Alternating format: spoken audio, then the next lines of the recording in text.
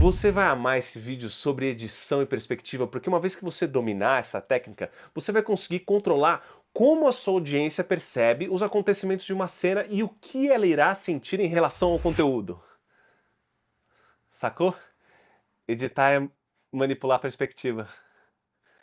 Corta. Aqui é Guilherme Machovec, eu sou diretor e roteirista de cinema e esse aqui é o 7 Minutos sobre a Sétima Arte. Nesses meus 413 anos de carreira no audiovisual, eu editei tanto vídeo que eu tenho até calo no mouse. E se tem uma coisa que eu aprendi é que para ter uma boa edição, você precisa entender como manipular a perspectiva dos acontecimentos.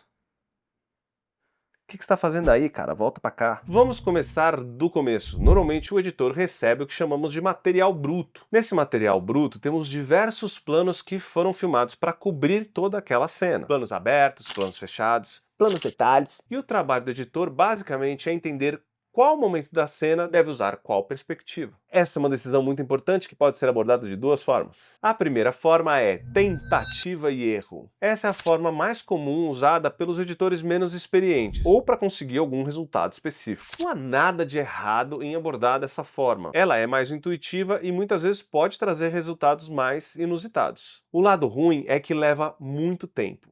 E tempo é uma coisa que é escassa, especialmente no nosso mundo do audiovisual. Ela é mais complicada porque ela te obriga a assistir cada take de cada plano inteiro e ir encontrando os melhores momentos, depois reassistir o que foi escolhido e ir experimentando todas essas coisas no mosaico até conseguir chegar num resultado satisfatório. O que nos leva à segunda abordagem, que é definir perspectiva, que significa escolher mesmo as melhores perspectivas para aquela cena, na sua opinião. Um parêntese aqui, ó. Esse aqui é o meu parêntese. Sim, editar é dar opinião. Fecha parênteses.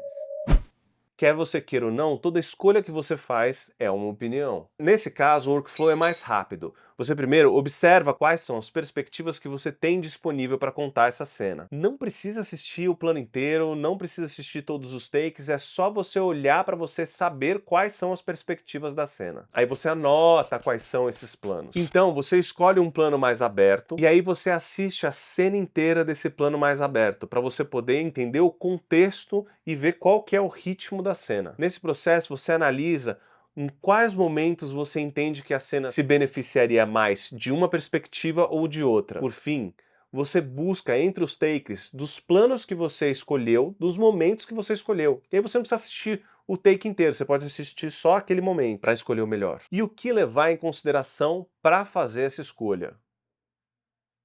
Aí é que tá, hein? Primeiro, assiste esse vídeo aqui sobre a pergunta certa e esse vídeo sobre limitação criativa, porque já vai te dar uma ajuda. Segundo, é entender qual é o tipo de autonomia que você tem nesse projeto. No mundo ideal, antes de você começar a cortar as coisas aí e editar que nem um louco, você consulta as duas principais fontes do seu projeto: o roteiro e a direção.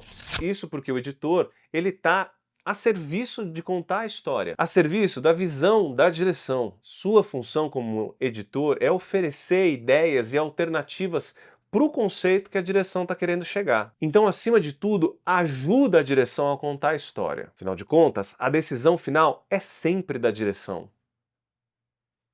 ou da produção. E aí não é tão bom. Quanto menos você luta com isso, mais as suas sugestões vão ser aceitas. Porque quando o diretor vê que o editor está disputando com ele, ele perde a confiança. Você precisa ter a confiança do diretor para que ele perceba que as suas sugestões venham de um lugar verdadeiro de comprometimento com a história e com a visão dele ou dela. Então tenta entender o que a direção quer com aquela cena. Qual é a visão que se tem do roteiro, daquela cena, daquele momento? Por que se escolheu filmar nos planos que foram filmados? E aí, uma vez que você entendeu isso, você tem uma liberdade criativa muito maior do que você imagina. Você pode buscar soluções e oferecer ideias dentro daquele conceito que talvez a direção mesmo não tenha pensado. Para isso, observa as informações importantes da cena. Entenda o ritmo das interpretações que os atores propuseram. Entenda o movimento da câmera e o ritmo que a cinematografia propôs. Sempre atento aos detalhes importantes. Para finalizar, eu queria oferecer uma perspectiva sobre uma cena, para que a gente possa fazer uma reflexão baseada nesses conceitos que a gente conversou.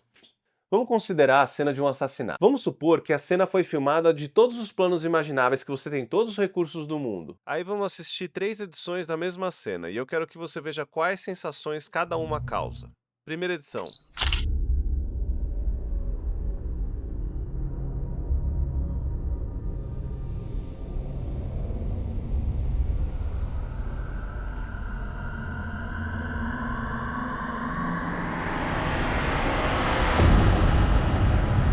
Segunda edição.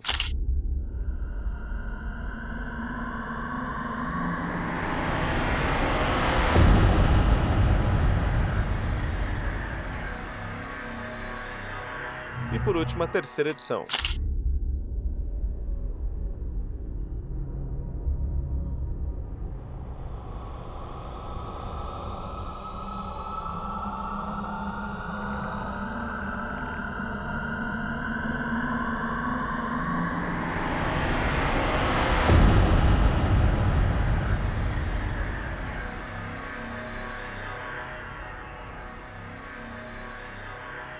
Muito bem, agora vamos ver os conceitos por trás de cada uma das edições. A primeira, a escolha foi manter um único plano para ver a ação inteira. É como assistir a cena sentado dentro do ambiente, como num teatro.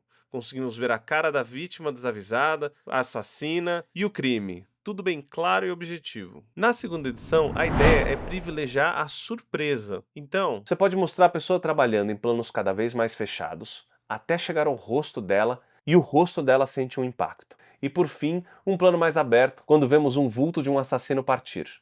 Você obteve a surpresa, porque a gente não viu o assassino entrando e dando a facada, e você tem o mistério do assassino saindo sem que a gente visse o rosto. Mas se a sua intenção, por exemplo, é criar o máximo de tensão, talvez começar com um plano da pessoa trabalhando relaxada, aí um detalhe da porta abrindo e uma faca aparecendo. Então, entramos num ponto de vista do assassino se aproximando enquanto a pessoa trabalha sem notar. Cortamos para a faca sendo levantada, depois a pessoa trabalhando, por fim vemos o assassino esfaquear a pessoa e a empurrar ao chão.